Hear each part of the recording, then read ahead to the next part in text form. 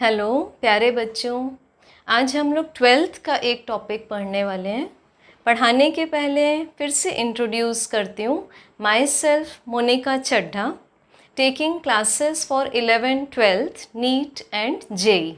किसी भी डाउट के लिए आप डिस्क्रिप्शन बॉक्स में मेल आईडी देख सकते हैं और कमेंट कर सकते हैं। ओके, तो स्टार्ट करते हैं। Capacitor is sometimes also called as condenser. Actual NCERT में पार्ट 1 में सेकेंड चैप्टर है इलेक्ट्रोस्टैटिक पोटेंशियल एंड कैपेसिटेंस। इसके पहले मीन्स कैपेसिटर में स्टार्ट करूं उसके पहले एक हेल्प लगेगी हमें, तो पहले वो हेल्प देखते हैं। So what is that help? This is a spherical shell. Shell का मीनिंग होता है हॉलो स्फीयर। अब अगर ये कंडक्टर है तो सबसे पहली बात है, इसका नाम कंडक्टर क्यों है? क्योंकि ये इलेक्ट्रिकल करंट को अलाउ करेगा। बट ये जो हम लोग चैप्टर पढ़ रहे हैं, आप पहले उसका नाम पकड़ेंगे, that is electrostatics. Electro means charges, two types of charges, and static means at rest रहेंगे। वो charges चल नहीं सकते, मतलब they are not dynamic, neither making current। ये बात को बिल्कुल मेमोरी में बिठा लेंगे अपने। अब एक कंडक्टर को जैसे ही हम चार्जेस देते हैं तो वो पूरे के पूरे चार्जेस उसके सरफेस पर स्प्रेड हो जाते हैं।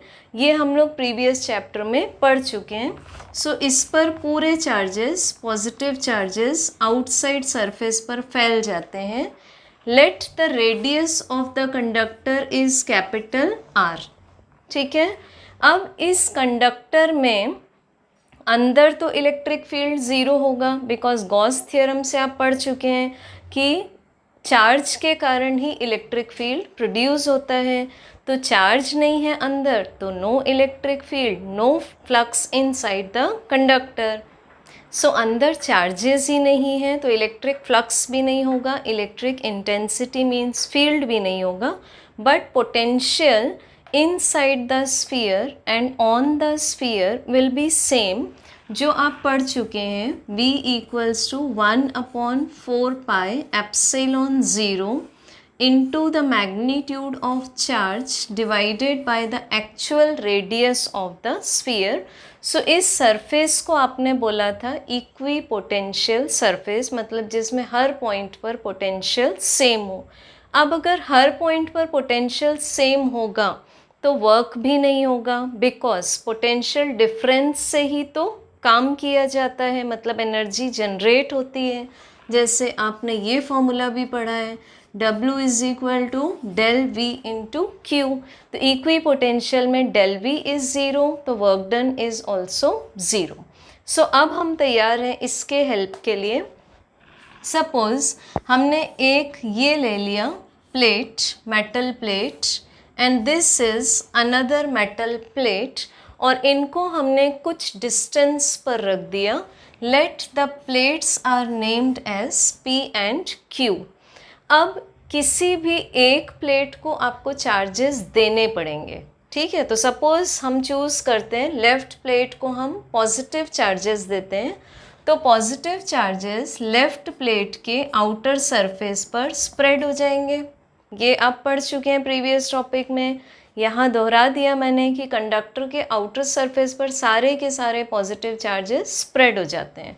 अब क्या होगा, यहाँ बीच में एक इंसुलेटिंग मटेरियल है, और you can better say dielectric. तो dielectric are non conducting material such as paper, mica, water, rubber etcetera.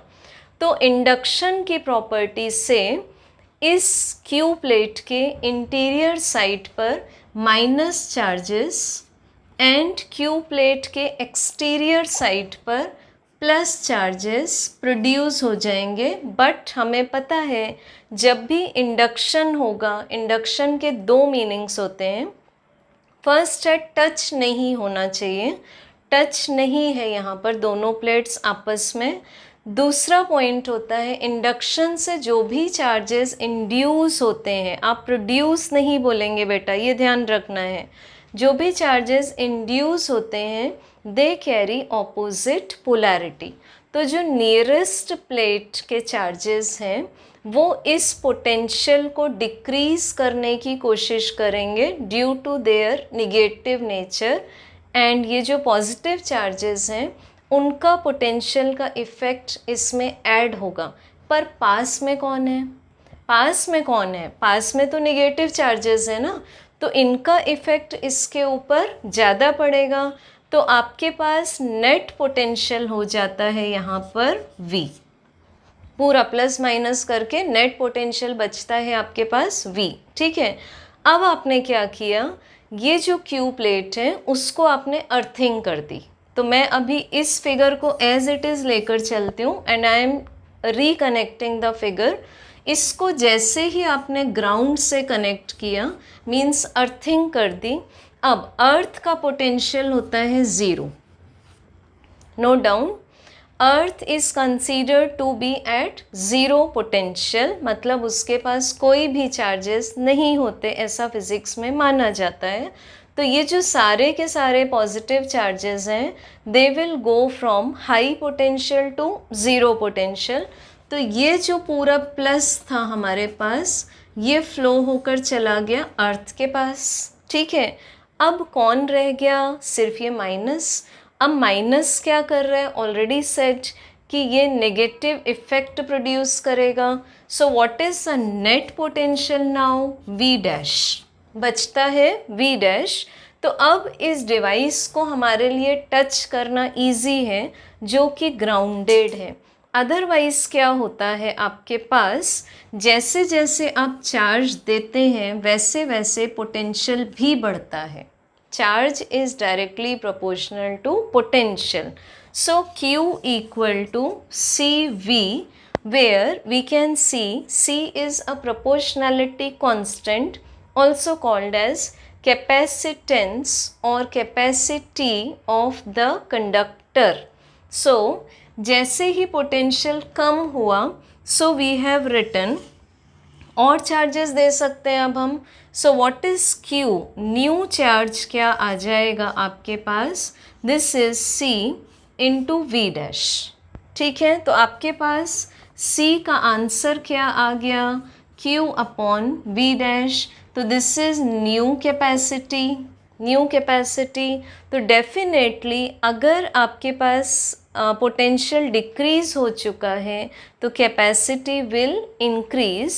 So with the help of a grounding conductor the capacity of condenser increases. This is basic principle of the condenser. So what is the formula for C? It is equal to Q by V. अब हम लेते हैं सारे जो भी हमारे पास symbols हैं उनके units. Q charge, V potential, और कौन सी दो क्वांटिटीज़ प्रोपोर्शनल थी?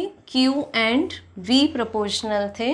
मतलब जैसे जैसे पोटेंशियल बढ़ेगा वैसे वैसे आप और ज़्यादा चार्ज दे सकते हैं। तो फिर अगर हम ज़्यादा चार्ज देते जाएंगे तो डिवाइस रिस्की हो जाएगा।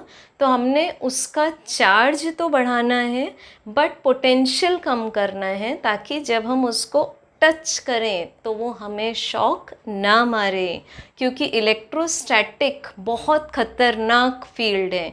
बिल्कुल से सारे के सारे चार्जेस हमारी बॉडी में, ब्लड में एंटर हो जाते हैं और हमें बना देते हैं 440 वोल्ट है, छूना है मना, मतलब स्केलेटन। वो जो आपने पोल्स पर देखा हुआ है ना एक स्केलेटन का साइन ऐसा, तो वो ट्रू साइन है कि उसको छूना नहीं है।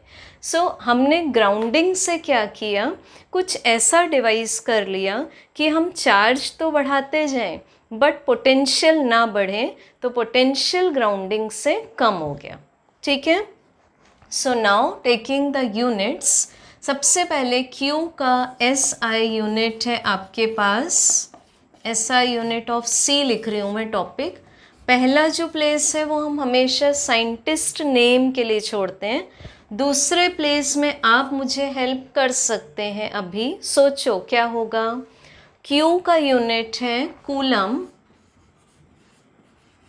एंड V का यूनिट है वोल्ट, और अगर कूलम पर वोल्ट देखा तो C मीन्स कैपेसिटी का यूनिट है farad, which is based on the scientist name Faraday.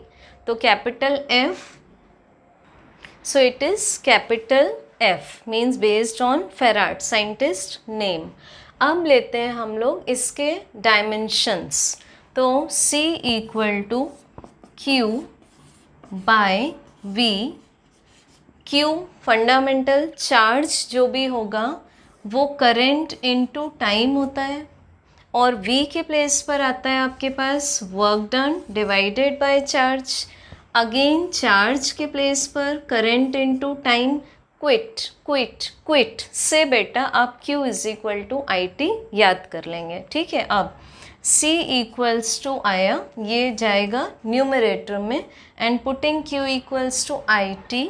So this is I square T square divided by W. Dimensions put करते हैं W के, तो I square T square M1 L2 T minus 2. Ready है हम. So this is M minus 1 L minus 2 T4 I minus 2 dimensional formula for capacitance, which is most important for competitive exams as well as for board. So what is 1 farad equal to, कैसे conversion करेंगे आप? See, third unit in the form of mix MKS and SI. So 1 farad equal to, यहाँ से check कर सकते हैं आप कि क्या क्या यूनिट्स आपके पास में आ रहे हैं. This is I plus 2. Okay, correct कर लेंगे. So it will be, numerator में लिखेंगे आप second raise to 4 ampere square divided by kilogram metre square. ठीक है, अब जो फैराड है वो तो बहुत ज़्यादा बड़ा यूनिट है कि हम मान ही नहीं सकते कि एक फैराड का भी कैपेसिटर पॉसिबल है. तो other smaller units used are milli farad, small m symbol use करते हैं, which is 10 raise to minus 3 farad. ठीक, micro farad mu symbol use करते हैं, 10 raise to minus 6 farad. Nano farad 10 raise to minus 9 farad, and picofarad 10 raised to minus 12 farad. ठीक है, तो in our next session we will be deriving the capacity of a spherical condenser. Till then, thank you and happy learning.